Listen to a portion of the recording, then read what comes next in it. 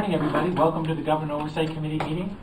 We're going to begin this morning with introductions of committee members, starting by far left with Senator GOC. And I am. Senator Stan Grozovsky, Senate District 24, which we all know by now, is beautiful and scenic downtown Brunswick, the rolling hills of Pownell, the working waterfront community of Parksville, the shopping and natural resource mecca of Freeport, and recently added OPEGA. Thank you, Mr. Chair. Good morning. I always feel like we need a break after that, but I will continue on. I am Rep. Mike McClellan. I live in Raymond, Maine, and I serve what's called House Seat 66, which is only parts of Raymond, Casco, and Poland. Good morning, everyone. I'm Bill Diamond. I represent Senate District 26, Wyndham, Raymond, Casco, Baldwin, Standish, and Fry Island. Good morning, everybody. My name is Paul Davis. I represent Senate District 4, which is all of Piscataquis County, Clatsop, Somerset, and Penobscot. Also contains Moosehead Lake and fly fishing, which is LLV and Senator Godowski's district. No one. I'm Bob Duchesne. I represent House District 121. I'm always concerned when Senator Grozovsky wears out the person who has to do the signing during this very greeting.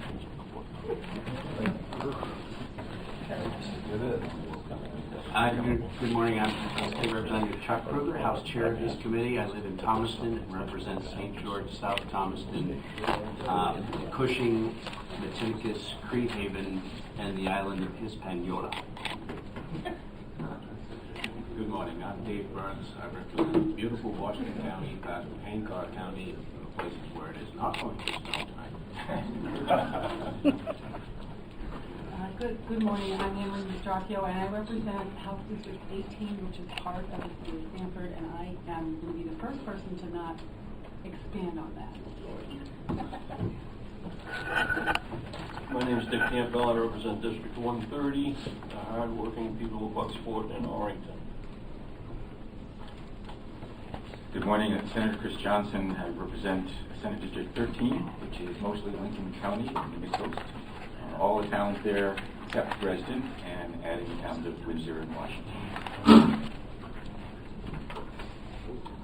Good morning, I'm Betsy Anderson. I represent District 88, which includes Chelsea, Whitefield, Jefferson, and the northern part of Noblesboro. Good morning again. My name is Roger Cates, and I represent Augusta, home of the Coney Rams, as well as China, Oakland, Sydney, and Vassalboro in the Maine Senate. So welcome to our meeting. The first item of our agenda is a continuation of our work with respect to the good Will-Hinckley review. And all the committee members have I also wanted to be sure to introduce our director of OPEGA, Best as well as a wonderful assistant, Etta Cottons, who does tremendous work for us. The first thing we have to look at and to talk about a bit is the document that the committee members received, I think yesterday, which is in the nature of a committee addendum to the report that we received from OPEGA some time ago, which essentially summarizes what's happened since we received that review from OPEGA. And Beth, perhaps you could explain that to us and walk us through it. And I'm not sure how many of the committee members actually got a chance to read it. I didn't get very many read receipts back on the email I sent. So let's start from the beginning, if you will.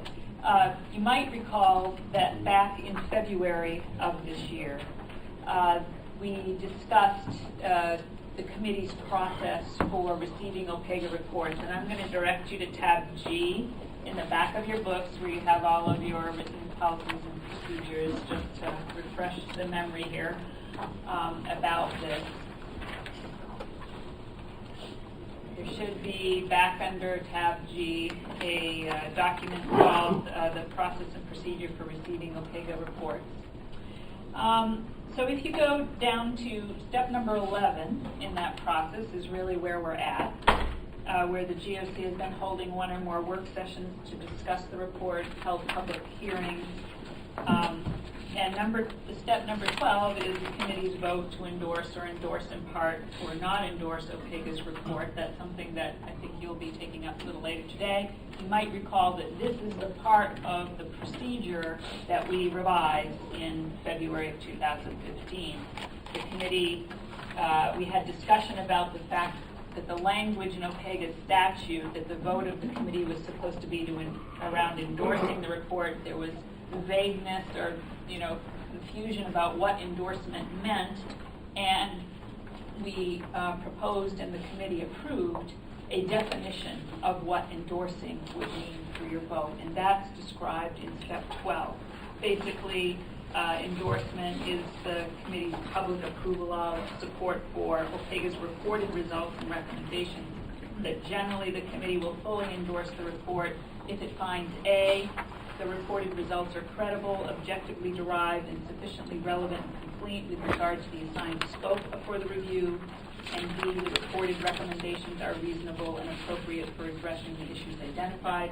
In this particular case, it was an information brief. There are no recommendations, but point A applies. The record of that vote to be included in the GOC's report, which is what Senator Case was referencing, and which we discussed then in step 13. So upon completion of the GOC's work session, OPEGA drafts a report summarizing the committee's activities and actions. Regarding the report, the report will also reflect the committee's vote on endorsement of the report and include any formal comments from members regarding their individual votes that you want to have included in this particular record as opposed to the meeting summaries. The GOC would review and approve that report, and it would then be posted to OPEGA's website and issued along with anybody that got a hard copy of the report would also get the GOC's report. So that's the document Senator Cates is talking about. I sent it out to you, I began drafting it, and I sent it out to you in advance of this meeting because we haven't done one before, all the way through to the final end. And I wanted this committee to be able to see what kind of format that would take, what kind of information would be included in it, so that that would be context for what you decide to do today. So that draft of that report is still a draft, and I am still adding information to it from going through the testimony you received at your last meeting. But in any case, it gives you a good sense, I think, of what we're shooting for. So that is behind tab 1 of your material. And the prior Government Oversight Committee that decided this GOC report would be a good idea did approve this general format for it. So my purpose today is to make you familiar with it, check in with you on whether you think hits the mark in terms of what a GOC report should include or look like, find out if there's any additional sections of kinds of information that you'd like to have included in it, because all I'm going to do from here on out is continue to add from the testimony information in one of these sections about additional information that was gathered, and then to record your vote and any actions that you decide to take. So if we take a look at that document, it has several key sections. The first part of it is to make folks familiar with where to find OPEGA's report, where to find the meeting summaries on the web of the Government Oversight Committee, which all of your activities are captured there as well. There's a section on key GOC dates where we put in the dates of the meetings and what generally was the purpose of that meeting, so that folks know which meeting summaries to go reference if they want to look at further discussion. We've done a summary of the public comment period in terms of who you heard from. Attached to this will be all of the written testimony that you received through that public comment period. That will be an attachment to this GOC report.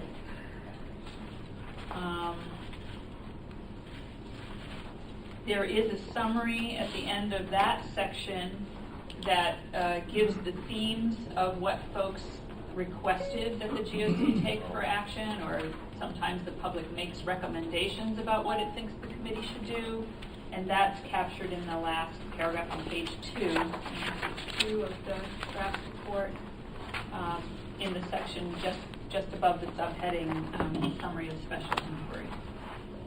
So you'll see there that there were basically 4 things that folks through their public comment, had mentioned to the committee that they'd like to see happen.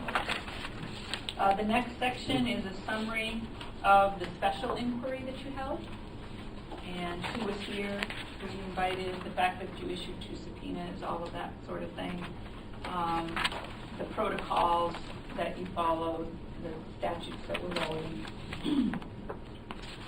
And then there's a section called additional information gathered, and that's the section that I'm still working on. I've gotten through a couple full person's testimonies and parts of others, but there's still information to be added here. Basically what's in this section is any new or additional information that was gathered through the committee's own work that OPEGA either did not have before or did not have the same amount of detail about, where we thought the detail was relevant to capture. That's what I'm putting in here, as well as the documents that were obtained through your request for records, your additional request for records. If there was anything in those documents that was either new or more detailed information than what OPEGA reported, that's going in this section. So I'm not seeking to capture everything everybody testified to. I'm seeking to capture those things that are relevant to what we reported in our report, and would provide additional context that if we had known it at the time that we did the report, we most likely would have considered including it in our report. So that's what I'm seeking to capture here, which is why it's taking me a while to kind of go through all the testimony and pull out those things that are either different or new or additional that would go here. This is getting kind of long, this section, so it may itself end up being an attachment. I may pull it out. It might make more sense to pull it out as an attachment in the end.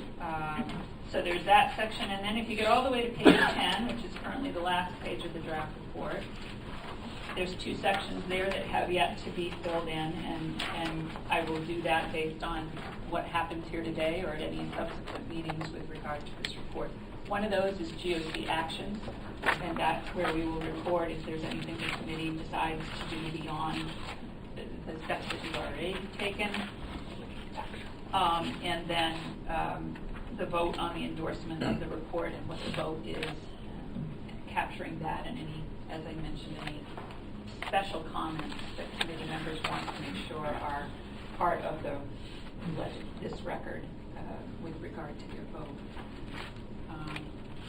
On other reports where we've had recommendations or there have been other things that the Government Oversight Committee has identified as concerns itself, sort of above and beyond what OPEGA reported on. A good example is the Maine CDC, Healthy Maine Partnership Report. The committee identified a number of systemic issues that they thought crossed government agencies and went to work on those.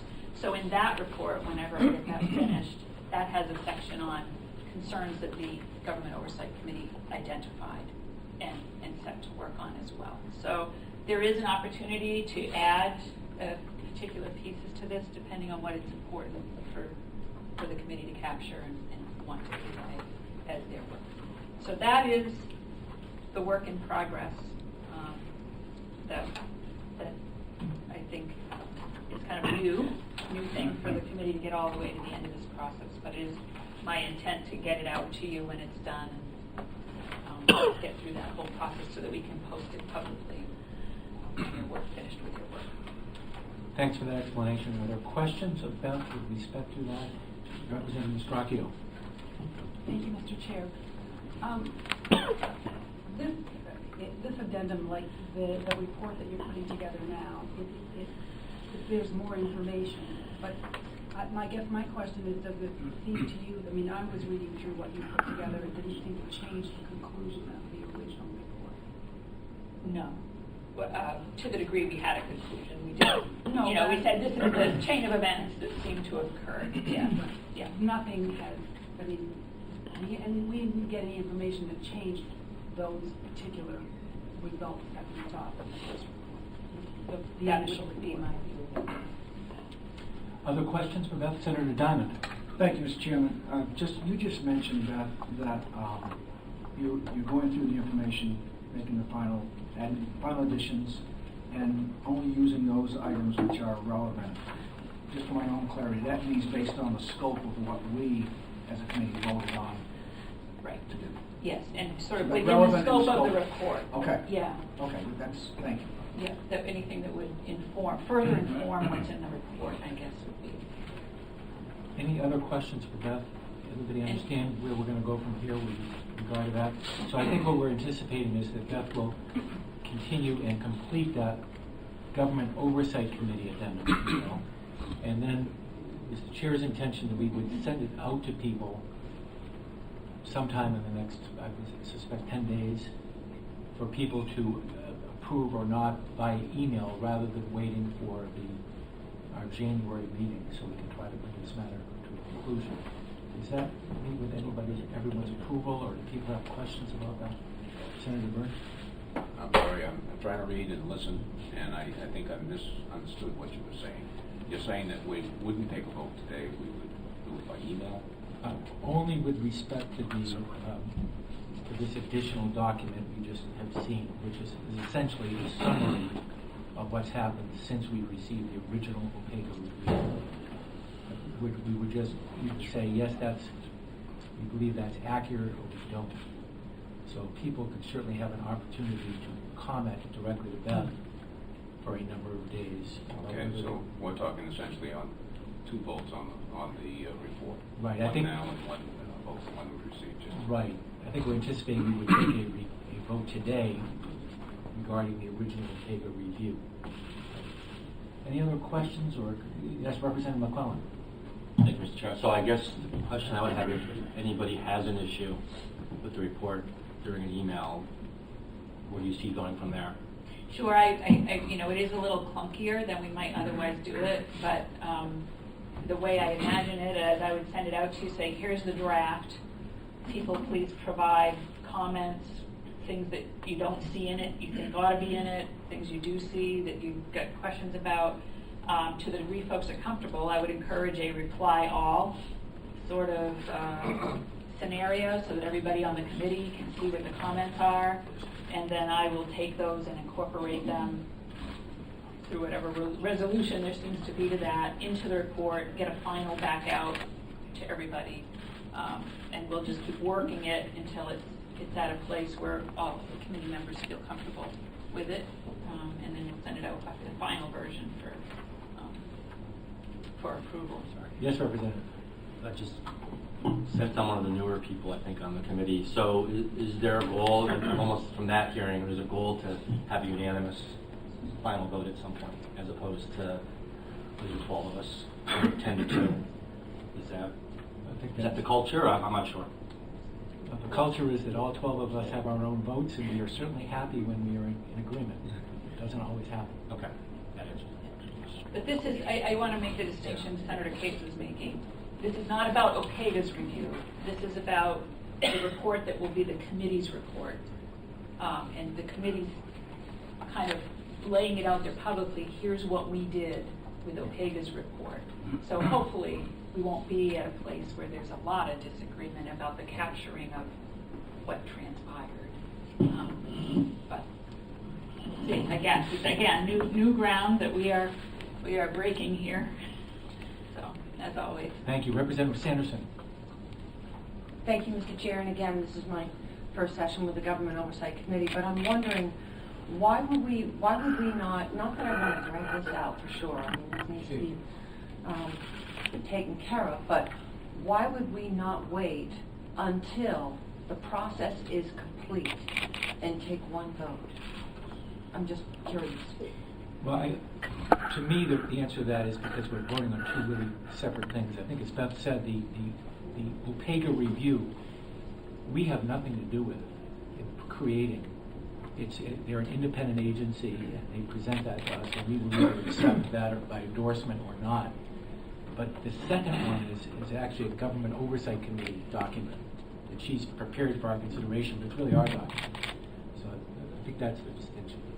And the statute that established OPEGA did not anticipate the Government Oversight Committee evolving to this. So it is silent on whether the GOC itself should issue a report. It tells very little, in fact, about the Government Oversight Committee, other than the vote to endorse the report. So that's the piece that's in statute, is the committee may vote to endorse the OPEGA report. This other piece is something that has seemed like a really good idea to do as the committee has evolved. May I follow up with one more? Okay, and that brings to question to me the transparency and clarity of what we're voting on and how we're voting. If we're doing it via email, regardless of whether it's reply all, I mean, how transparent is that to all the members of the public who have been following this, regardless of what your opinion is on it? That's a concern to me. Well, we could certainly, anything we do is subject to FOIA, but we could agree, and that's a good point, we could agree that any communications between Beth and us, individually or collectively, would also be made immediately available to the public, as well as any response that any of us made to her. Senator, anything further? Does that sound like a good idea to you, Representative? We take our votes in public. I have never taken a vote that has not been in public. While that makes it more public, it still seems somewhat inappropriate, especially when we are really the Government Oversight Committee. I mean, we're all about transparency and clarity and making sure the public has full view of what we're doing. To do something via email behind that you can sit at home in your sweatpants and take a vote without having to actually look at the individual members of the public in front of us while we're taking that vote, just it seems a little wrong to me. Thank you. Senator Johnson. Thank you, Mr. Chair. I'm waiting my chance to say that I'm not comfortable with our, in essence, voting by email as well. I think it would be productive if our comments and issues that we want to raise are brought to everyone's attention, but I don't think that trying to hash those out and making a final determination of our support for what results from that hashing out of different opinions should be conducted by email. I think if we can get what everyone raises for issues and before their next meeting, and in that next meeting resolve and take their vote on the matter, it would be more appropriate. Representative Fracchio. Thanks, Mr. Chair. I kind of agree with that, except that I guess I misunderstood what you had said. I thought we were going to just do that rehashing out of the report by email, and then we would have an official vote of that, so that we would, and it was merely the same way that we get the report of the summary of our meeting ahead of time. And then we have the opportunity, which never seems to have happened as long as I've been here, where anybody has actually disagreed with what was in that report. And I think that this is a little bit different in that I think we're getting a report of what we did for the last few months about something, the opportunity to comment on by email, and then I thought we were going to have a meeting that this would be on the agenda of that meeting to vote on. I didn't understand. We do intend to take a vote today with respect to endorsement or not on the OPEGA review, the major report. We now have the beginnings of the draft Government Oversight Committee addendum. Beth will get us the final draft, if you will. We'll have an opportunity to think about it, talk about it, and we will revisit that and take any votes on that at our next meeting. How's that? Yes. All my questions. Yes, Representative Scott. Thank you, and I just would ask, and I know that we're getting up to Christmas, and we're probably talking about January, and I would just request that we do that as early as possible in January, so that at least we're not dragging it for any, if possible. Anything further? Senator Burns?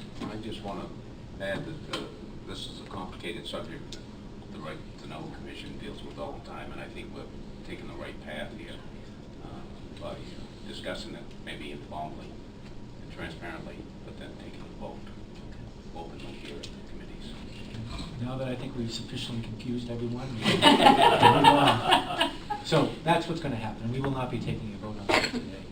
Now we will, though, return to the OPEGA report, the OPEGA review. And the first issue before us is whether to to endorse that report, and Beth has told us what endorsement means, and just to refresh people's memories, a vote to endorse the report, the review, would be a finding by us that the reported results are credible, objectively derived, and sufficiently relevant and complete with regard to the assigned scope for the review. So that's really what's before us this morning. Is there a motion with respect to that? Yes, Representative Kruger. Thank you, Mr. Chair. I move that the committee endorse the OPEGA information review concerning the Will-Hinckley matter dated September 8, 2015. Discussion. I think at this point, if people have individual comments they would like to make with respect to what we've learned, this might be an appropriate time to do that in advance of the vote on the endorsement, and I'd like to start off that if I could. I believe that the job for this committee has been to get the facts out on the table for everyone to see and for everyone to draw their own conclusions, and I think we've done a good job of that. I think we all owe Beth and the OPEGA staff a real thank you for a job very well done. I think this committee's job is going to be done at the end of today, and it's now up to others if anything happens from here. I think a number of us will have a few comments. I'd like to speak for myself on a few points. First, as we look at what happened, I think all 12 of us have approached this by saying it makes no difference at all whether each of us is a Republican or a Democrat. This is the unique nature of this committee, set up to be bipartisan, 6 Republicans, 6 Democrats, and that's how we've approached our work. It also should make no difference in how we review the facts, whether this governor happens to be a Republican or a Democrat, whether his name is Baldacci or LePage or any other name. Third, we're talking about the facts of these events only involving Will-Hinckley.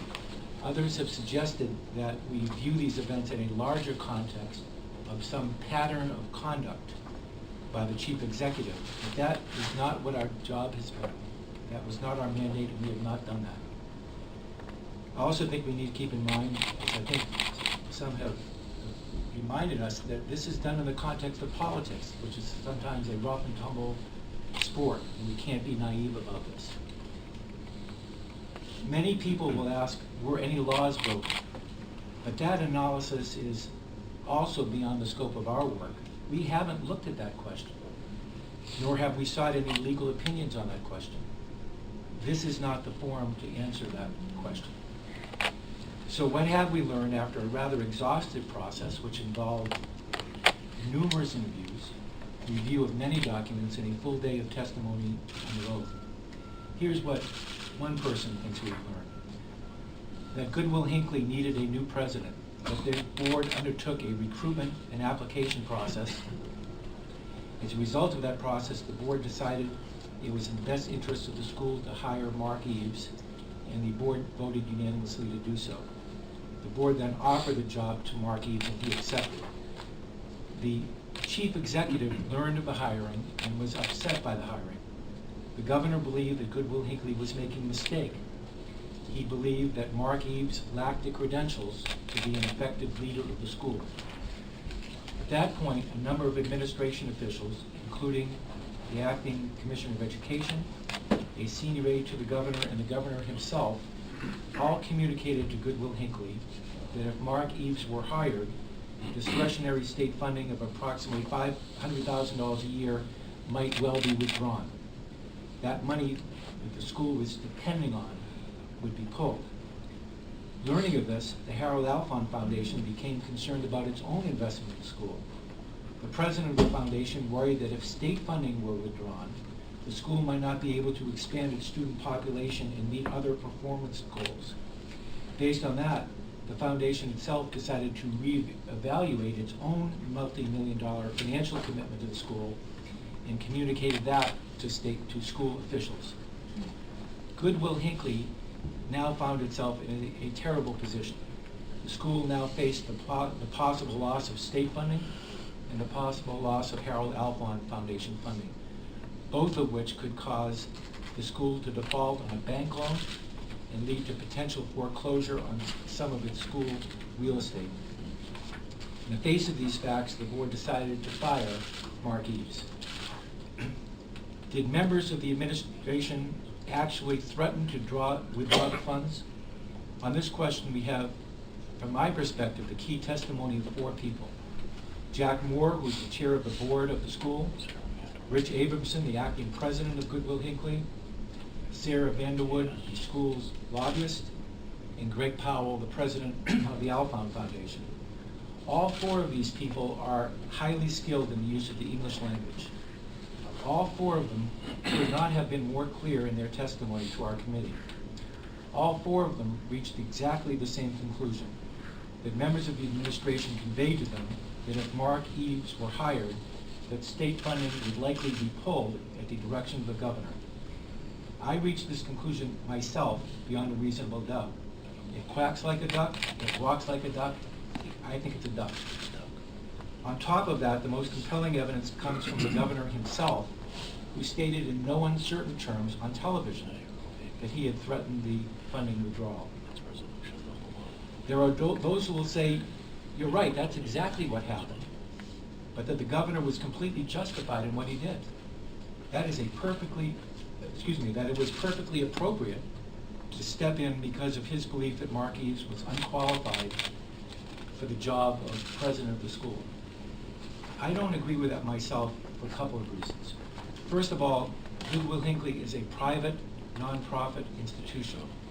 It may receive some government funding, but it is still a private organization. As such, I think they have a right to make their own hiring decisions without fear of interference by anyone, especially someone from the government. There are literally hundreds of similar private entities that receive some state of Maine funding. I worry about the precedent this case sets if this kind of executive action becomes the new normal. Are we entering an era when private institutions will feel a need to give politicians a veto power over their internal hiring decisions? I certainly hope that's not the road we're going down. And this is hardly speculative thinking. I've already heard in the last few months about another private organization that had exactly this concern as it went through a hiring process of its own. The second concern I have is with respect to my colleagues in the legislature, present and future, and the First Amendment. We're a citizen legislature. Most of us have other jobs. I hope we'll not get to the point where legislators start weighing their votes, worrying if they push the wrong button that their own present or future employment might be in jeopardy. We can't do our job if every vote, every floor speech is viewed through the lens of what if. Again, this is one person's view, one of 12. As I said earlier, I'm proud myself of the work of OPEGA, and I'm proud of the work of this committee and respect the views of each and every one of my colleagues, all of whom are also struggling to do the right thing. Further comment? Representative Kruger. Thank you, Mr. Chair, and I too want to salute staff. I think the OPEGA staff did an outstanding job, and it was a tightrope at times, and I think that it was well trodden. I'll have to look at that. The role of this committee is to shine a light. The actions of Governor LePage as they relate to Will-Hinckley and Speaker Eves raise serious questions about our government and political system.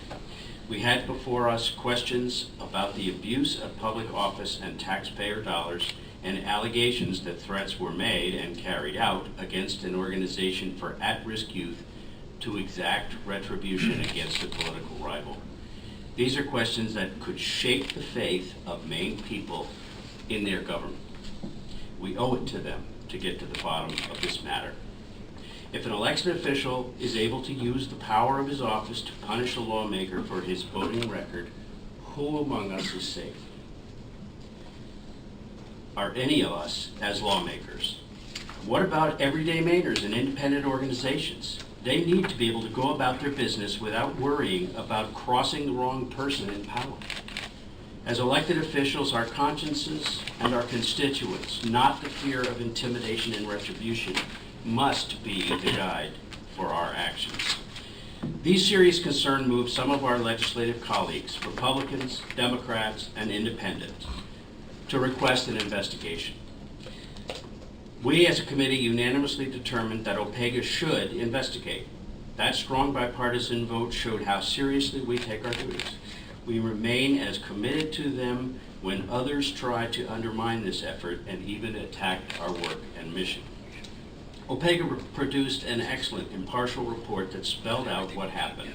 We now know with complete certainty that the governor did use state dollars to threaten good Will-Hinckley because it hired Speaker Eves, and that funds were withheld and restored only after Speaker Eves was fired from his new post.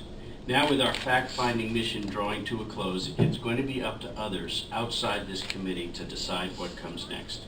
But I believe this investigation and this report can be valuable tools, and I urge the legislature to take action so nothing of this sort ever happens again. And that's what's needed to ensure that the people of Maine can have confidence in our system. Further comment? Senator Grzowski. Thank you, Mr. Chair. I agree with both the fine chairs of this committee on our process, where we're going, and what we were charged to do. I, for one, understood from the very beginning that we voted a fairly narrow look-see at what we were going to look at. We were going to look at what happened with good Will-Hinckley, not the entire 4 years of the administration, and what they've done right, wrong, or what we liked or what we didn't like. That's why we're Democrats and Republicans here. I'm sure we have different views on what we like and don't like. I'm sad a little that when we voted for the scope of what we were going to do, and OPEGA's rules, as Ms. Ashcroft has pointed out, that we're not looking for what is legal and what is not legal.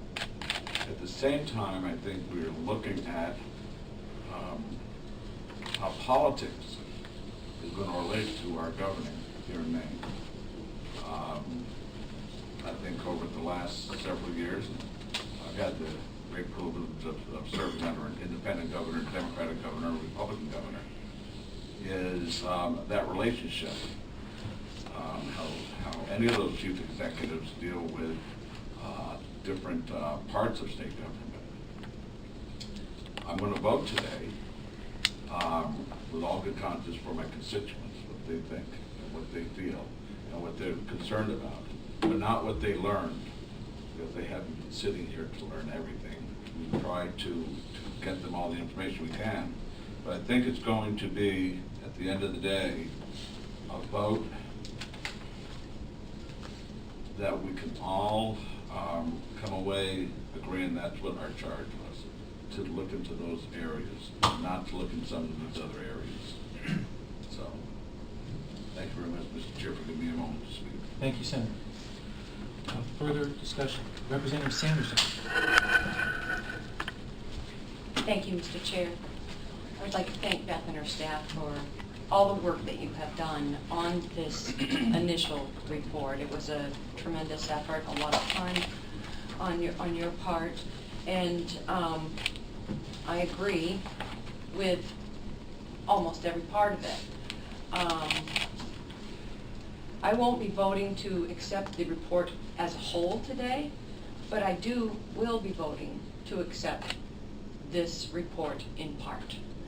I think there's a very important piece, and unfortunately I was not allowed to continue down this path during our last meeting because it was addressed in the report, and that's the process, and I think that's something that we should be allowed to question and find the answers to. On page 21 of the report, we talk about the hiring process. And before anybody gets all upset here, I'm not talking about Speaker Eves here. Speaker Eves applied for this job. This is not about Speaker Eves. This is about the hiring process and some of the information that came forth when Mr. Brown was speaking in front of us. When I asked Mr. Brown, did you offer any tips? The gentleman admitted that he had coached Speaker Eves. When you have an individual who may have recused himself from the speaker's interview, yet sat in on the other 5 and admitted that he has coached Mr. Eves, then you do not have a fair hiring process, especially when the criteria for what was posted and what was posted as an application criteria, when the application taking time closed and changed drastically out of the other end. Now, anybody who had had those goalposts changed on them probably would feel the same, that something wasn't exactly right here. So I am going to reject the piece on page 21 that says Will-Hinckley established in advance and consistently adhered to a candidate selection process that was well documented, thorough, thoughtful, and fair for all candidates. I don't think it was fair for all candidates. All the other candidates were not being coached according to what the school may or may not have been looking for. So that's my statement, and that's how I will be voting today. Thank you. If I could say at this point, I think the way we've handled this in the past, and I'll call it perhaps the Burns rule, is that because it first came up on an issue that you were involved in, Senator. That, correct me if I'm wrong, that the vote would be to, if you wanted to endorse the report subject to a letter which you would want included with the report expressing your no? Can you remind us how we did that? I believe I also have the option to endorse in part. You do. All right, fine. And the way that we decided to deal with that is through this Government Oversight Committee report addendum, where there can be multiple people voting differently on the report, and the comments that they have with regard to the way they vote are captured there. Thank you. Further comments, Senator Johnson? Mr. Chair, I think chairs have summed up the situation quite well, and I share a great deal of concern in that it's clear from the information briefing that the job asked the scope to find the facts regarding the matter of what was done with the Will-Hinckley funding, and how that was handled, have been captured. And it concerns me greatly that we have an abuse of power, that the governor threatened Will-Hinckley with funding and admitted as much. I feel very strongly that this matter needs to be taken to its conclusion, because it is a threat to the institution. It's not the sort of government we want, in which a person in private organizations or in public office feel that they are personally, financially threatened by someone else in power. That's not the way politics is supposed to work. This is not a fiefdom. This is representative government. But it's not our job today to draw conclusions how to follow through on making a determination of impeachable offenses, laws broken. Those sorts of things are for other people and other bodies. Our job is the scope of this report for information, fact-finding, which I feel has been done very objectively and well in the information briefing that OPEGA prepared. So I feel strongly that we need to endorse this. We need to let this proceed to whatever actions may follow by people whose job it is to make those other determinations and move things forward. Representative McClellan. Thank you, Senator. Thank you, Mr. Chairman. So I probably will vary a little bit. I think I appreciate the process, and I know there was a ton of work done on this. I think my biggest takeaway on what we've looked at is that this story just involves a very poor process and very poor behavior on three entities, all three entities we've talked about. I didn't hear as certain as some of you have been about this is what happened. That's not what I heard, and I'm not silly. When someone says I'm taking support away, I can go there, but I'm not sure that I am God and can say that's what you said. Support can mean a lot of things. I'm not sure I can decide that. And I guess what I've looked at, I've asked a couple times to different people, is this event extraordinary? Or is this politics? Is this just a nasty business of politics? We heard a testimony, I think last time under subpoena, that some of the leadership in the House and Senate had sent a letter to an organization and did something possibly similar. It was an allegation. I don't know if it's true, but I've spent the last 6 months just thinking about things I've heard on the House floor, things I've observed in Augusta that I think are nasty and very similar to what we're talking about here. So is this event nasty or is it extraordinary? You know? And you mentioned, Mr. Chair, you mentioned precedents. When I was on the school board first time in Raymond, I learned, that was one of my first learnings was about precedents and how important precedence is. And so I have no doubt, whatever happens today, I can tell in the audience, people are just sitting here, going to take it to the next level.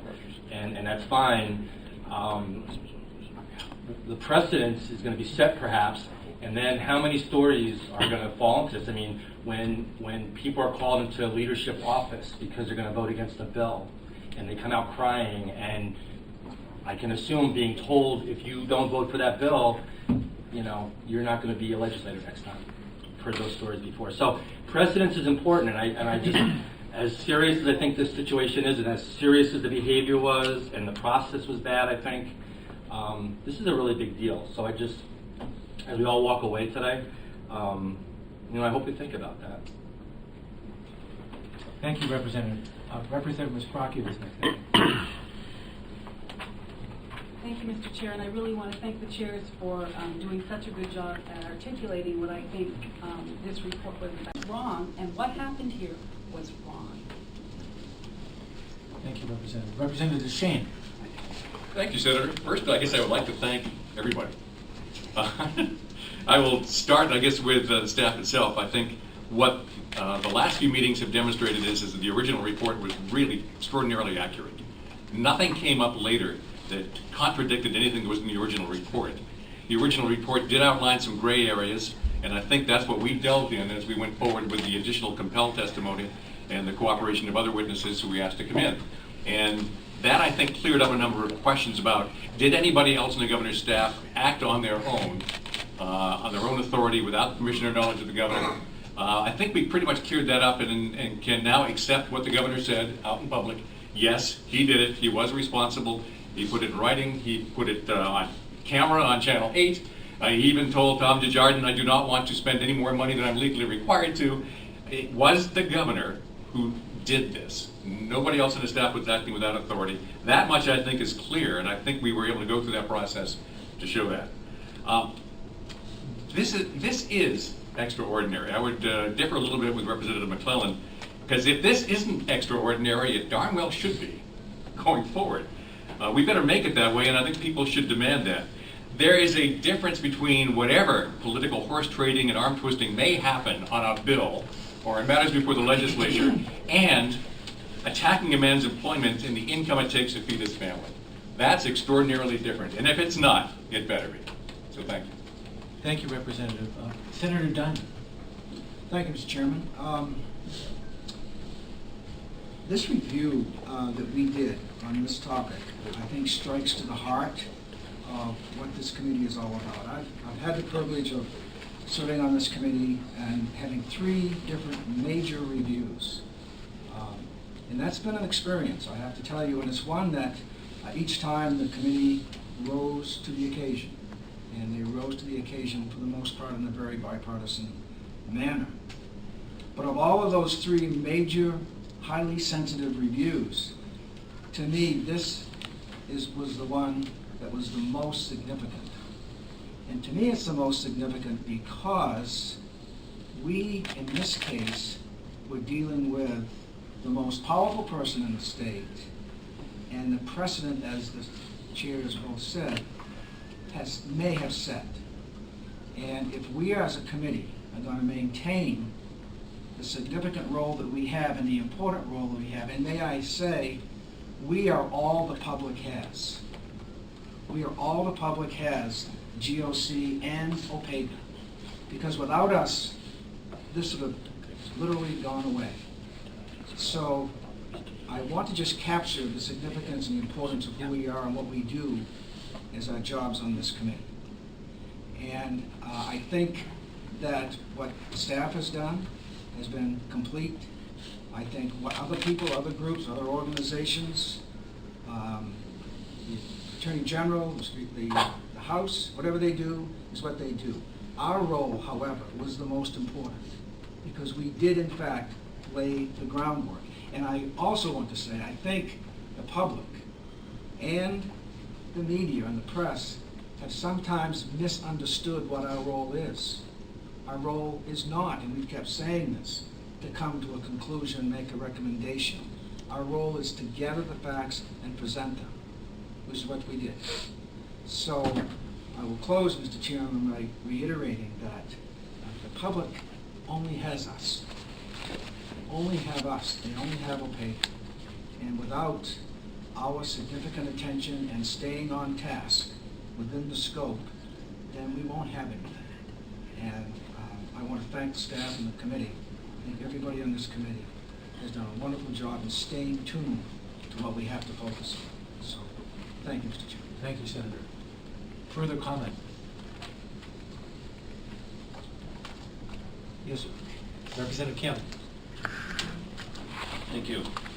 I guess I saw, I appreciate the chair's perspectives, but I guess I saw a little bit different perspective concerning a key word. In the more recent testimony, the word that was repeated over and over was support. And as someone's mentioned earlier, support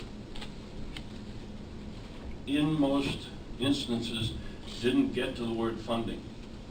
So we all understand that that's probably it. Now, the other thing we've been talking about a little bit is action and reaction. I think the action by one prompts a reaction by another, and then that reaction becomes an action and a reaction by the previous. So I'm not so sure that everybody didn't have a part in this. Testimony from the heads of the schools continually mentioned the fact that they didn't want to be partisan. And they were non-political. But in fact, by their actions and choices, it became political. In terms of the executive, I think, although we don't always appreciate his process or his words, he does have a fiduciary responsibility for the funds and the use of funds, especially discretionary. We weren't able to get into either the hiring process as much as I would have liked to. But I think that the report is valuable, extensive, quality of production very high, but I think I would go along with the exception of that paragraph on page 21 about the hiring process. Thank you, Representative. Further comment, Senator Burns. Thank you, Mr. Chair. This is a very interesting process. I wished I could articulate well all the things that have been on my mind, just like I'm sure all of you have thought about this over and over and over again. I just don't have that capability, but I'm going to talk about a few things that are on my mind. I say this is an interesting process. If you read the paper, read it this morning, we've essentially been a public grand jury, if you will, to provide information, some of which was been under oath, some of which was just recorded by our great staff, government oversight, is going to be used at a later date. So says the paper, and so says reportedly the attorney. That's fine.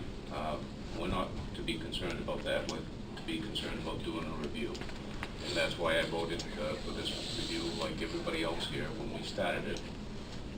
Although, as I've already said, I had a fairly good idea that we already knew what we were going to find out, but I thought it needed to be done in a public process, and we did that. As I always do, I want to thank the director, our staff, for the eloquent job that you did, as you always do, in digging up facts, presenting them to this committee. I will go along, however, with the exception, the one exception that's already been mentioned here about the process. And I realized the last meeting that we had, we were kind of cut short by a vote of the majority and the decision of the chair not to pursue some aspects of that. But we're in a work session now, so we're going to talk about them a little bit more. Had it not been for the process that was used, I doubt that we would be here talking about this particular subject today. I hope folks will keep that in mind. You know, sometimes when we make these statements, I feel like I'm not a lawyer, but I feel like I'm a defense or a prosecuting attorney trying to convince a jury of something. That's not what I'm trying to do. I'm trying to get an opinion that I think needs to be heard out to this committee before you take a vote, and for the general public that's expecting a transparent process here. But again, had the process been different, I don't believe we would have found ourselves in this particular situation. And we weren't allowed to go very deep into talking about that the last meeting. However, a vast majority of the report deals with the process of how this hiring took place. I want to make something perfectly clear. And I know I'm still going to get the rotten emails that I get. I have great respect for Speaker Eves and the work that he's done. And I know some people take exception with that. I have great respect for our governor and the work that he does. I know a lot of people take exception with that. I even have respect for this committee, this screening committee, the two boards that went through this process, although I don't have any first-hand knowledge of them. I only have what has been produced to us and what I saw in front of us. However, it's very clear to me from all that I've heard, all that I've seen, all that I've read, that that process was skewed. It was changed in the middle of the game. Anybody can read that. Anybody who's been paying attention knows that. The process was set up, and you can read it for yourself, with a set of criteria, mandatory criteria, I think there's 6 of them, and then desired criteria for this candidate. I think there's 5 of those. After going through 19, I believe it was 19 candidates, they decided to change that criteria. And as Mr. Moore told us very plainly, they changed to outward focus. And as I pursued that a little bit more, the bottom line for that is to raise money for the school. That's fine. If that's what that school wants to do, then I don't have a problem with that because they're a body that can make those decisions. But that's not the process they started out with, and that's not the one that people have been led to believe took place, because that's not what took place. It's clear if you look down through the criteria that the final candidate that was chosen probably doesn't meet, I would say, pretty close to 50% of those criteria. He certainly has strong attributes for some of the other criteria and met those, and that's what the board chose to do. But once again, had that process been followed to its fruition, we wouldn't have been here talking about this today. Will-Hinckley had the right to make their own decision. I don't take exception with that. But they also came into existence because of the efforts of a couple different entities, one of whom was the chief executive. That's very clear from the history of this whole thing, along with the Alcorn Foundation.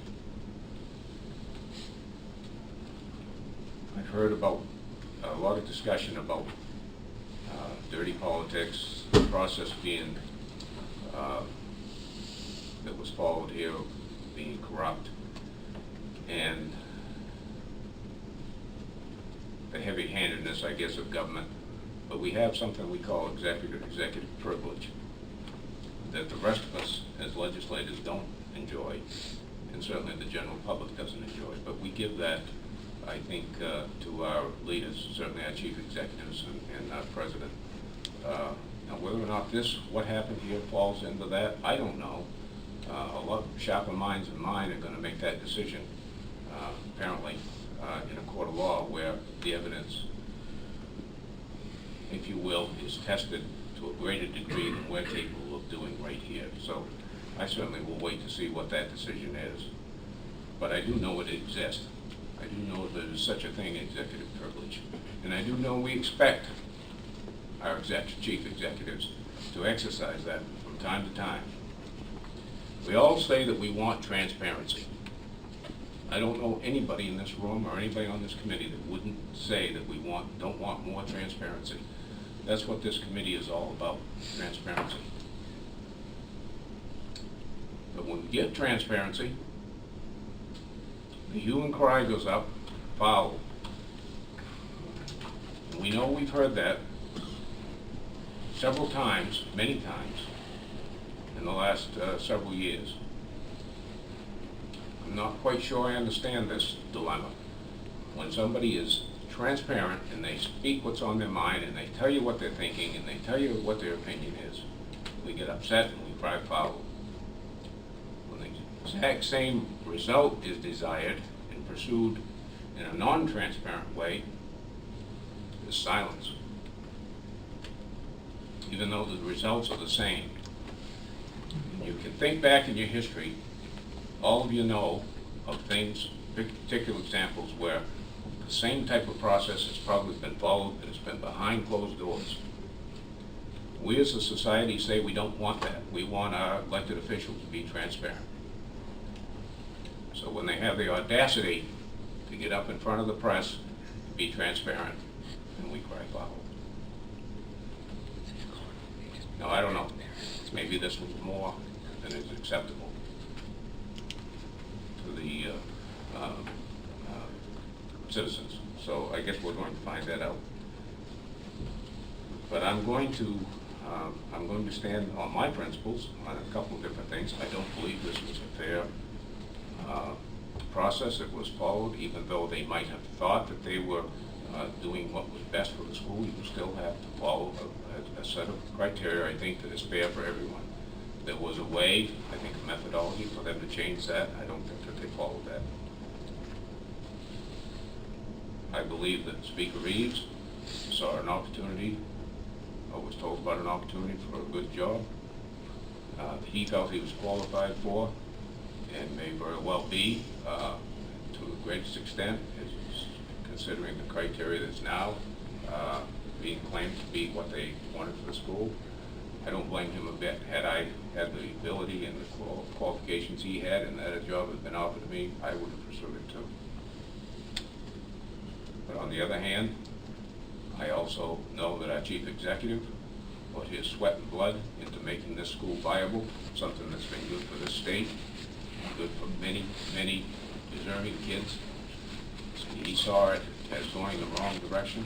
He exercised his good judgment and his opinion and tried to, and did, avert that change from happening. Had I been in his situation, I probably would have done the same thing. Would I have been as transparent as he was? I don't know. I would like to think I'd have the nerve to be, but I don't really know. And I think that's the bottom line for me on each and every one of these. I've tried to put myself in the place of each of these men as I've thought through and deliberated on this. What would I do had I been in those positions? Think about it, ladies and gentlemen. What would you do if you've been in these situations and you had the investment and the opportunities that you saw through the endeavors of this school, which does great things for kids that need it? So I guess that's kind of what is on my mind, and that's why I'm going to vote the way I'm going to vote. I'm not sure, Director, about the exact process we're supposed to be following, even though we've done it once before. I accepted 90% of your report, but there is a glaring indication in there that this was a fair process. It was not a fair process, so I guess I want to know how I'm going to vote in order to register that, so I would defer to the chair. Thank you, sir. Thank you, Senator. Representative Sanderson. Thank you, Mr. Chair. I'm just going to build a little bit off what Senator Burns and Representative Campbell said. Especially in the last meeting that we had, we've heard a lot of talk, excuse me, let me back up here. We've heard a lot of references to withholding of funding, and even in your opening statement today, Mr. Chair, you referred to it as withholding of funds. You mentioned the withholding of funds. In the last meeting that we had, it was very clear from testimony from Ms. Vanderwood and others that what the governor was saying was, I can't support that. Now, does that mean withholding of funds? Depending on the conversation, it may or it may not. But what I found incredibly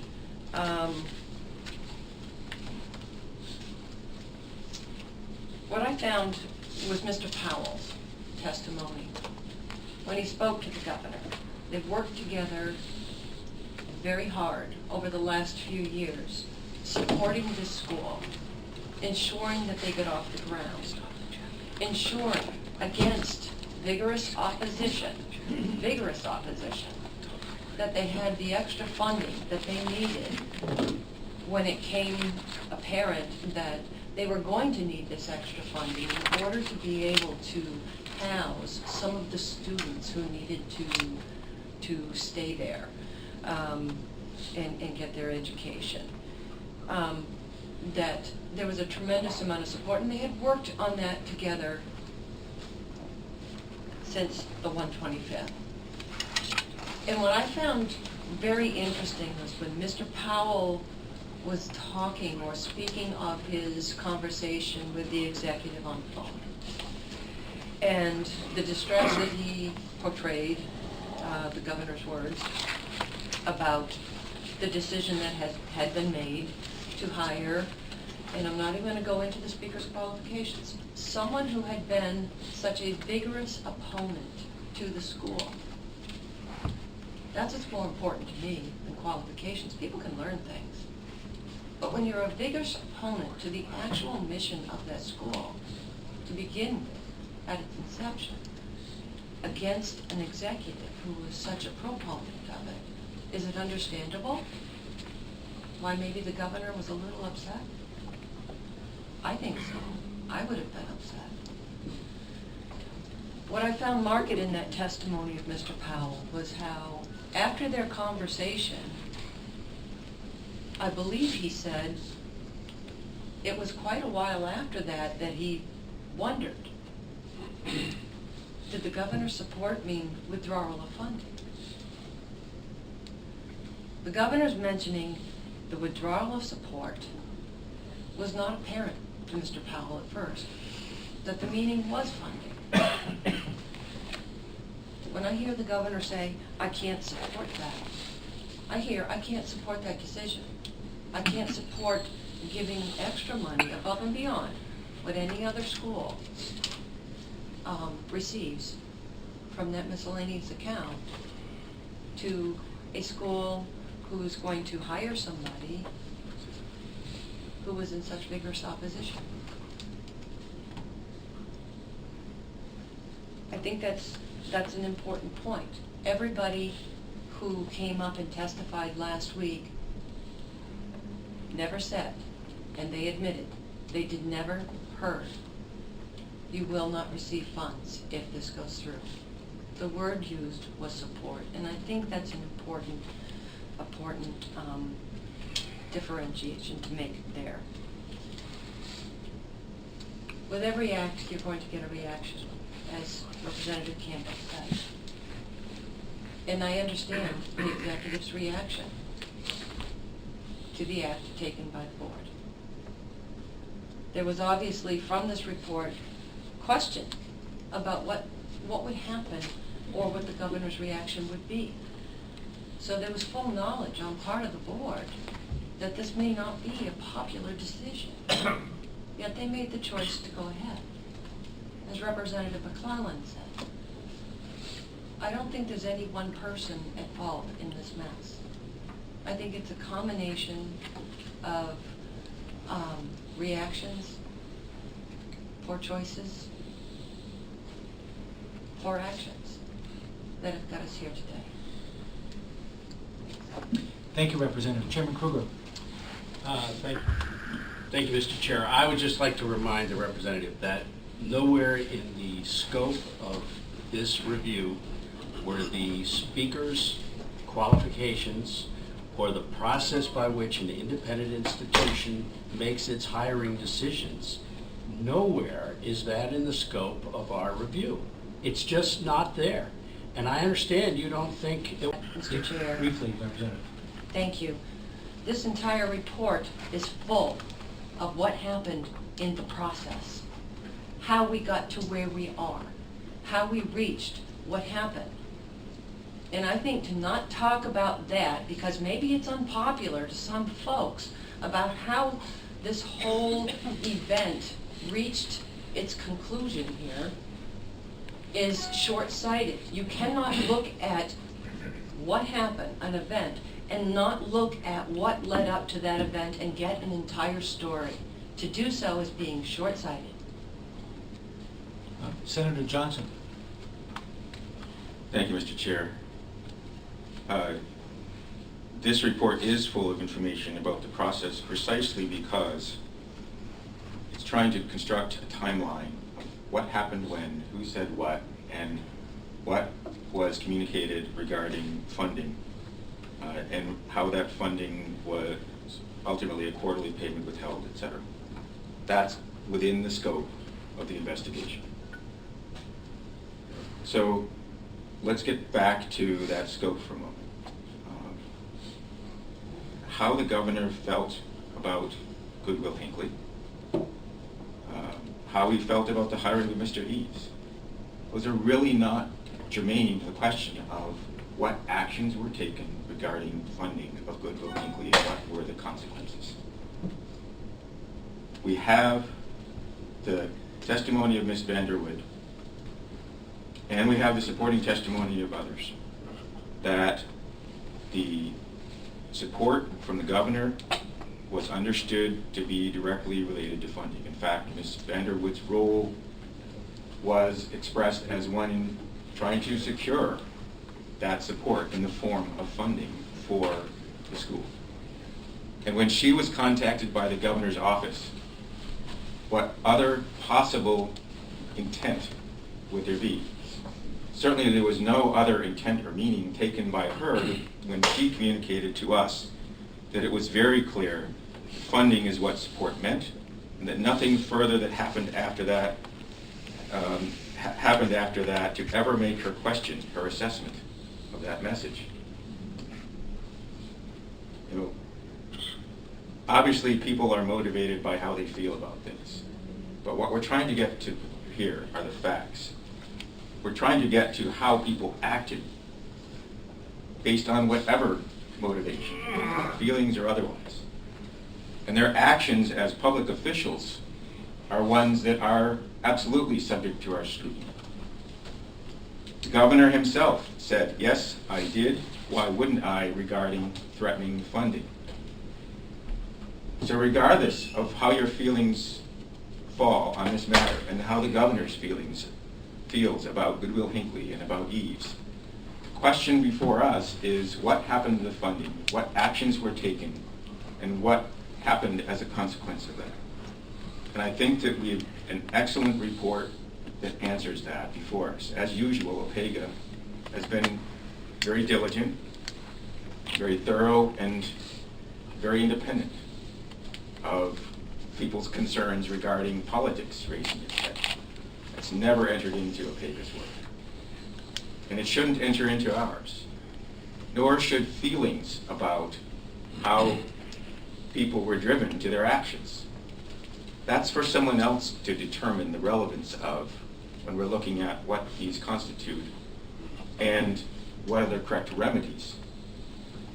Here we have a report that says what the facts of the matter are. The governor threatened Will-Hinckley's funding. It was an abuse of power because it is not an agency that he determines to decide who should be hired or not hired. Someone else will have to decide what to do with that. But we would be neglecting our responsibilities to the people of this state if we didn't put these facts forward to be dealt with appropriately. Thank you, Senator. Representative Strachio. Thank you, Mr. Chair, and I'm just going to be real brief. I just want to correct the record because I wasn't in the legislature when this all happened with the Will-Hinckley Foundation, and my understanding is that the Speaker, as a representative, definitely supported this whole process, and that his opposition to charter schools has absolutely nothing to do with the Will-Hinckley Foundation.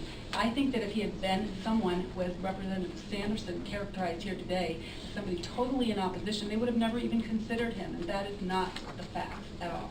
And I think that it might be important for you to think about that before you say something that is part of the record that is inherently untrue. He is a huge supporter of the Will-Hinckley Foundation. And we all know that his opposition to charter schools and their funding, which was the main issue that people after the fact tried to find as a reason for why he shouldn't be president of the school. It's all about looking at process after the fact to excuse your actions. It's like when you tell your kids, well, sometimes you tell a white lie because the bigger lie would hurt somebody to tell them the truth. Well, in this case, we have leadership who are doing clearly unethical things, but then trying to find an excuse after the fact. So I guess my issue is I'm trying to sit here and think, how can you look at this report and say, well, I'm going to object to it because I don't like the process that was taken. Fine, I guess that's your right. I think that's not our job. Our job was to say, is this the report? Is it an accurate report? I don't think you can argue with the accuracy of this report. Thank you, Representative. Senator Burns. Thank you, Mr. Chair. I'm going to have to respond to that. I never said that what was just quoted as far as concerned that about not accepting the report in its entirety because the process was unfair. What I said was, what I meant to say was that the report claims that the process was fair. I see otherwise. And so consequently, I couldn't in good conscience support the entire report. I don't know whether the OPEGA staff still feels that it was. I feel, from the evidence that's been presented, that it was not. That's why I don't think that part of the report is accurate. And we could go into great detail about the unfairness of the process, but that's not what we're here to discuss. There's all kinds of evidence produced to us and also in the report that it was not a fair process. But the report still makes that statement. That part I disagree with. And I listen to us as we go around the horseshoe here talking about, 1 minute we're saying, let's talk just about the focus. And then the next minute we talk about all the other ramifications that the report talks about. And again, this report talks about a lot more than just the primary subject as to whether or not 16 and 17-year budgets were going to be impacted by the influence that was exerted. It talks about the process. It talks about all the people that were involved. Had we really wanted to focus in on only that one question, the only thing we would have inquired from people was what was said to you and by whom. We wouldn't have talked about all these other things. We wouldn't have looked into the process, how it was unveiled itself. So the report in itself covers that. And again, this is a work session, and that's why we are discussing it, because it is a work session. So the report is fine.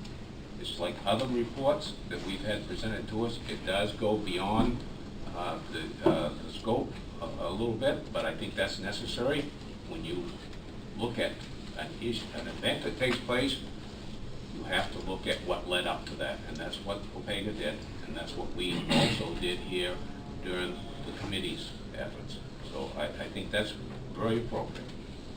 But as far as the vote that we're about to take, there is a part of the report that some of us don't think is accurate, and that's what we are having objections to. And I think it's very appropriate for us to talk about why we have those objections, and that's why I think I'll try to say this is the last thing I'm going to say. I've probably heard that many times.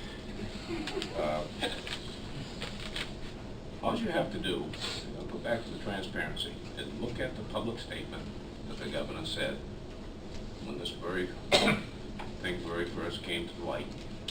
He said, I did. Why wouldn't I? That tells me his state of mind. That's going to be a critical thing as this goes forward into the future. I did. Why wouldn't I? Thank you. Thank you, Senator. Senator Davis. Thank you, Mr. Chairman.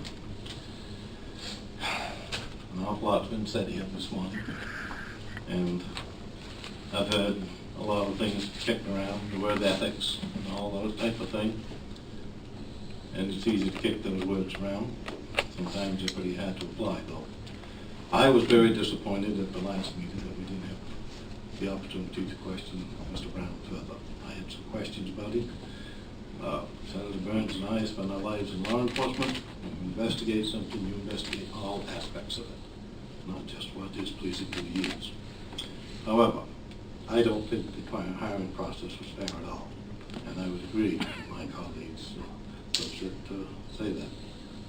With that all said, Mr. Chairman, I believe that Robert's rules allows a motion to move the question, and I do so. I can't remember if that's a... It takes 2/3 to pass it. And it All comes right, up. so Senator Davis has moved the question. Is there a second to the motion?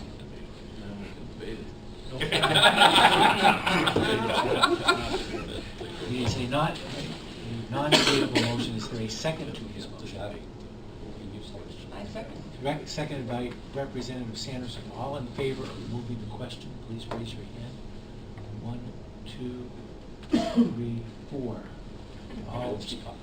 All those opposed? 2, 3, 4, 5, 6, 7, 8 in opposition. The motion fails. But I'm not sure that anyone else has anything they want to say. Is there any? Oh, excuse me, Beth.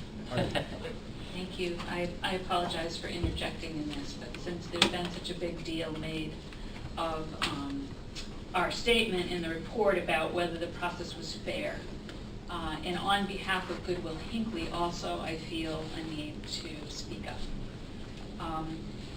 You heard testimony from Mr. Brown and a bit from Mr. Moore, and a little bit from Mr. Abramson about what the selection process was. Aside from that, all you have from us is this bulleted statement in the report that it was our assessment that it was a thorough, fair, well thought out process, and you have no other details about what the process actually included. So I want you to know that having looked at all of what the process included, including all of the documentation that Will-Hinckley maintained around its hiring process, I do stand by our statement that I thought this process to be fair.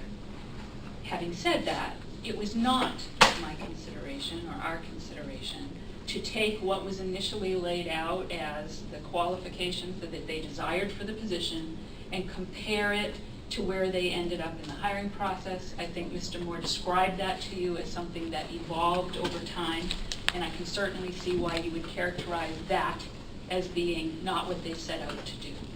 But in terms of what a hiring process looks like, the thoughtfulness of the interview questions, the multiple steps in the process, the huge amount of input from everybody, all different levels of folks at the school, the recusals that were done at particular points, I did see that to be a thorough and fair and well-structured process, and I think good Will-Hinckley put a lot of thought into it, in particular Mr. Abramson, about how they were going to go about that process. So I do stand by our statement. I understand your points, and I don't quarrel with those at all, but I want to be clear that that is what you're concerned about, not about the entire process that good Will-Hinckley used.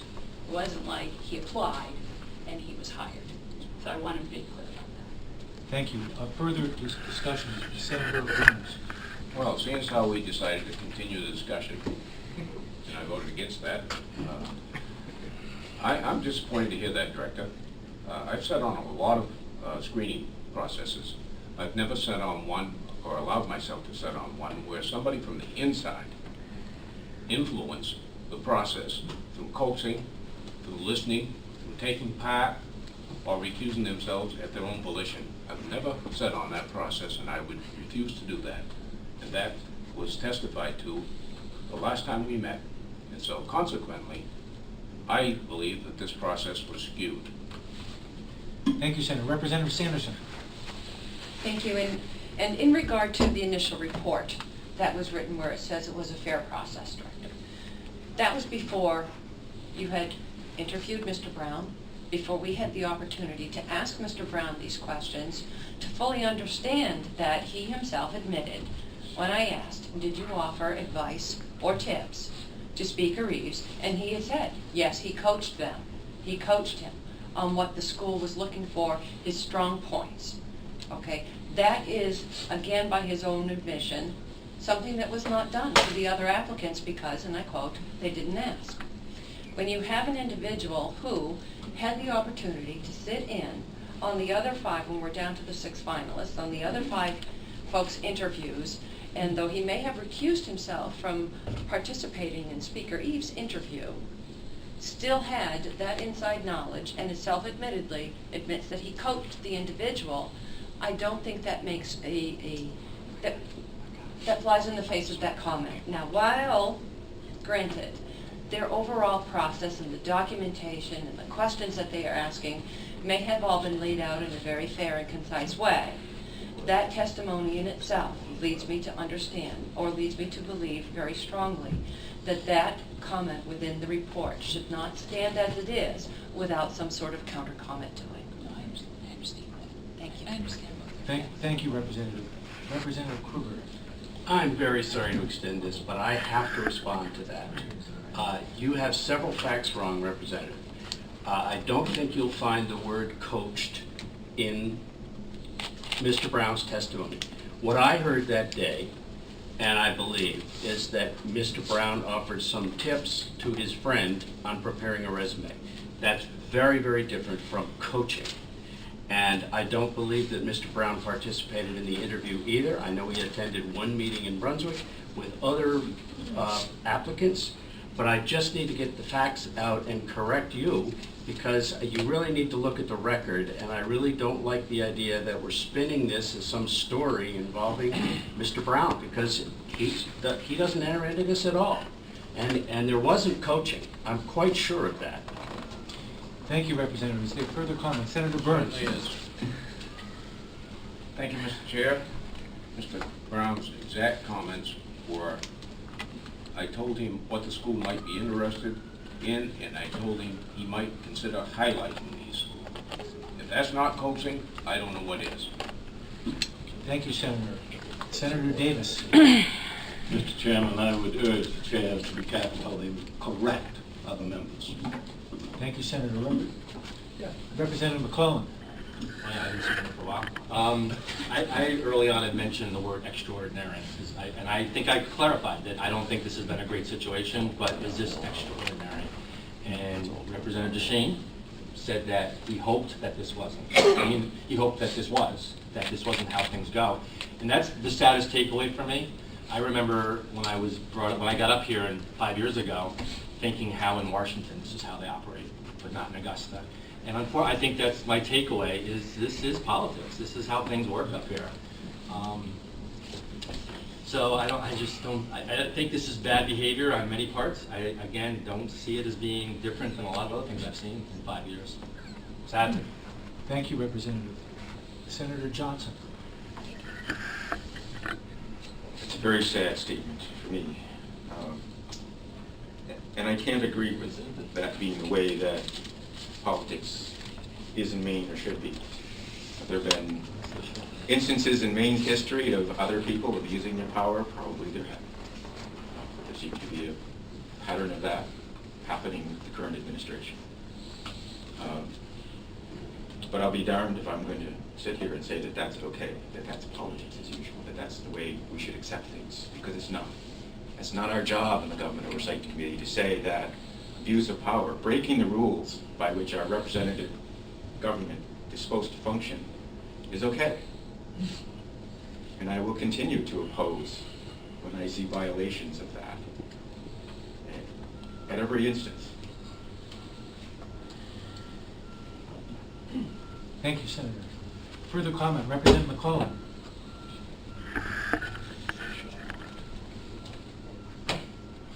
I'm done.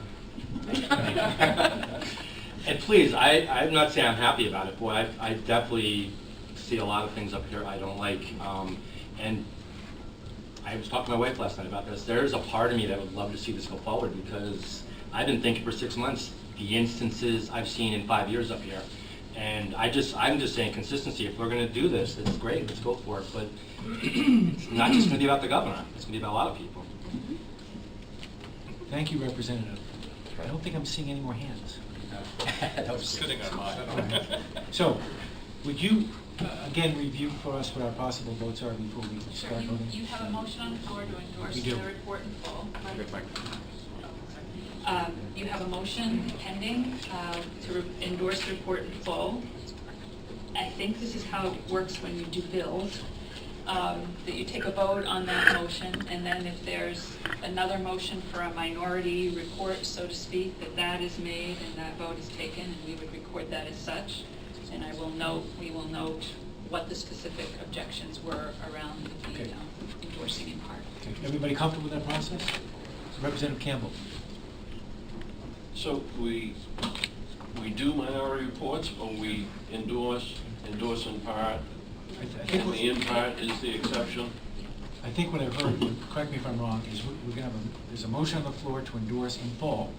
If you are in favor of endorsing in full, you'll vote for that motion. If you're not in favor of endorsing in full, you'll vote no, and then we can move to minority report or reports to accept the report in full. So if you don't want to accept the votes in full, you vote no. If you do want to accept it in full, you vote yes. And we want something else. Senator Johnson.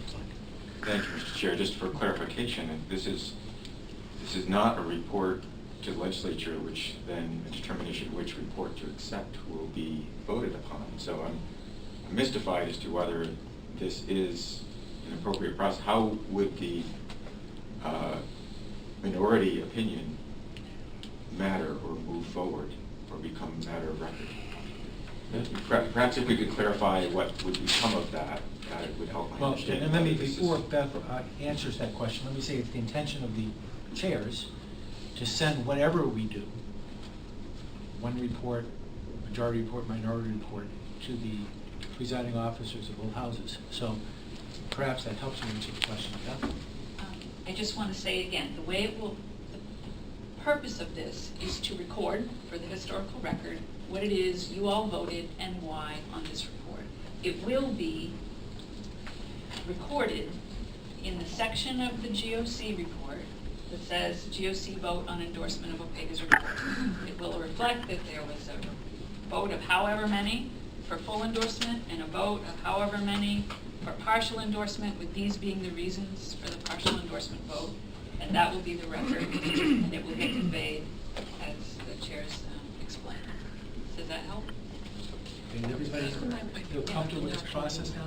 All right, so the motion again on the floor is to fully endorse the OPEGA report according to the criteria we talked about. Okay, everybody ready for the question? All in favor of endorsing the report? 1, 2, 3, 5, 6, 7. All opposed to a full endorsement of the report? 1, 2, 3, 4, 5. So that will be the majority report of the. That will be what it will be. Now, is there a minority or a second report? Representative Sanderson. Do we just give you what our concerns were? That will be recorded. We don't have to vote on a new report per se. I've got them. Okay. And you can So- look at them when I send you the draft. Okay, so this would be to our minority report Right. per se, would be to endorse in part with the concerns surrounding, as stated in this committee hearing, about the fair hiring process. And I think that's got a good handle on that. Those concerns seem to be fairly consistent with those who voted against the report. Representative Campbell. In terms of the process, item 12, I don't see the majority-minority word mentioned. To endorse is the first. To endorse in part with this exception, apparently, is what's necessary. It was just a bad analogy on my part. I was just trying to Well, equate this to... you weren't the only one that used the word. Okay, so just a bad analogy on my part. So this will be an endorse in part. Right. Thank you. Okay, so I think that vote is now over. And again, What? I don't think you vote on that. do we need a vote with respect to that other report? Well, it's not a report. Right. This is a record of how you want to vote. So I would say yes. Right. Vote the way you vote. So how would you like me to record your, I'd like to have would a you like vote. just, yeah, because otherwise there's no official vote from you folks other than that you voted against fully enforcing the report. Right. So, All right, I don't believe there's a motion on the floor. Senator Burns? okay, I thought Representative Sanders. No, go ahead.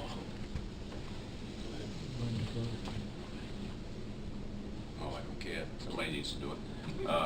I would move that the report be accepted in its entirety, except for that exception already referred to on page 21, having to do with the fairness of the process. All right, of those who did not vote for full endorsement of the report, how many vote in favor of Senator Burns's? Mr. Chairman. Excuse me, is there first of all, is there a second? Excuse me. Second. Okay, discussion. Senator Diamond. Mr. Chair, I think we should change the word accept to endorse. Yes, That was, Senator Burns used the word accept, and I think he meant endorse. All right. Now, this is no longer democracy. Only 5 people get to vote on this one. So, of the remaining 5, how many people are in favor of the motion Senator Burns made? All 5. You all set? Okay.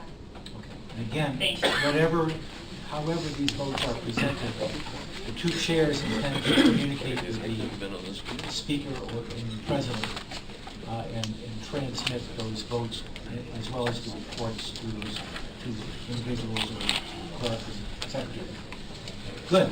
So, with respect to this agenda item, the good Will-Hinckley matter, is there anything else to come before committee today, understanding that the Government Oversight Committee addendum will be dealt with as we discussed earlier? Anything further on this agenda item? Senator? Oh, I'm sorry, Senator Johnson. Thank you, Mr. Chair. We have on other reports in the past referred them when there are funding to, again, not to make legal determinations by this body, but send our materials on our report to the Attorney General's office to investigate whether there is a possible crime. Are we going to be doing that as well for this finding? When we've done that in the past, it was done pursuant to a motion being passed on the committee, so at this point, no. Anything further to come before the committee with respect to this matter? Seeing none, we'll move on to the next agenda item. And by the way, I think that's the most passionate debate we've ever had in this committee, these times I've been on. I just want to thank everybody for the way in which that debate was